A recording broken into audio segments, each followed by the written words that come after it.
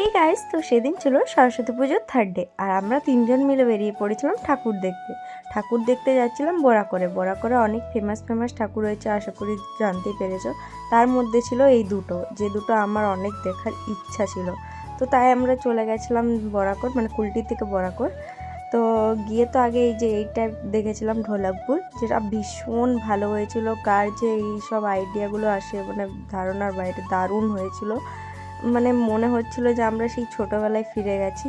তো যাই হোক, খুব সুন্দর চারিপাশটা ছিল আর ঠাকুরটা তো ভীষণ কিউট। মানে এখন এই যে দুর্গাপুজোর থেকে স্টার্ট হয়েছে কিউট ভাবটা, তো সব কিছুতেই কিউটেই সবাই করছে ঠাকুরগুলো।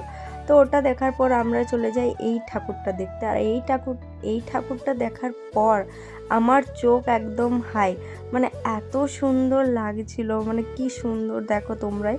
তো তারপর আমরা দেখার পর আমরা চলে আসি মোড়ে এসে আমরা এখান থেকে চিকেন চপ খেয়ে নিয়েছিলাম। তারপরে হাঁটি পা করে চলে যাই একটা দোকানে। তো এখানে কুকুরগুলো আমাদের পেছন আসছিল, হয়তো আমাদের গন্ধ পায় কারণ আমরা তো কুকুর ভীষণ ভালোবাসি।